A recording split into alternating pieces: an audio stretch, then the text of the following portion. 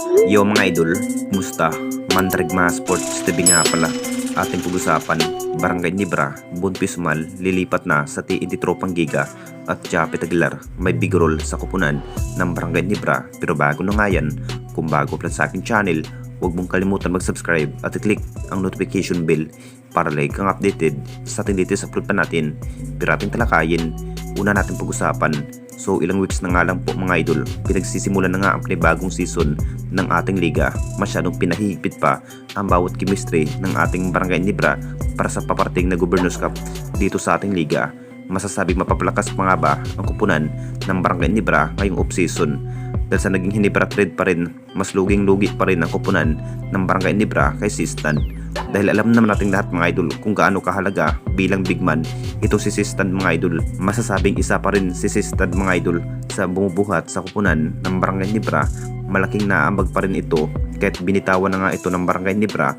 Posibleng balak pa rin ng ating Barangay Nibra na gagawing trade asset ang nasabing player na si Bonpisumal. Sa naging bawat performance nga ang nasabing player na si Bonpisumal mga idol, masasabing hindi pa rin kabisado ang bawat role ang nasabing player. Kung bakit may plano pa rin si Coach Tim na bibitawan na nga ba ito at papunta ng TNT Tropang Giga. Dahil sa naging appearance nga ni Bonpisumal, talagang hindi pa rin mabibigyan ng mahabang playing time. Kung bakit mas pinaplano pa rin ni Coach Tim na itrade nga si Bonpisumal at kunin na ng TNT Tropang Giga. Dahil isa pa rin ang kupunan ng TNT Tropang Giga mga idol sa maghanap ng bagong player.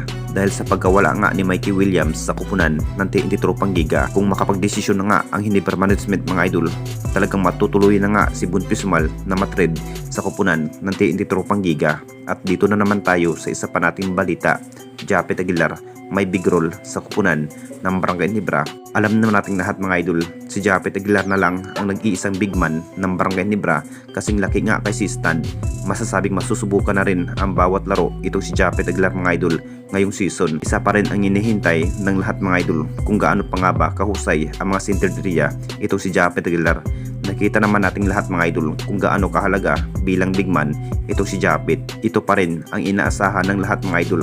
Kumpiyansa pa rin ni Coach Tim na mas malalakas pa rin si Japet Aguilar sa ilalim kaysa kay Sistan. Kung bakit hindi pa rin nagdadalawang isip ang Hinebra coach mga idol na itirade nga sa kanilang big man si Sistan. Ilang weeks na nga, pinagsisimula na nga ang panibagong season ng ating liga. Masasabing sabik na rin ang lahat na mapapalakas pa nga ba ang mga bagong player ang kupunan ng Barangay Nibra tulad nga kay Stephen Holt at Bin Adamos at RJ Abarrientos.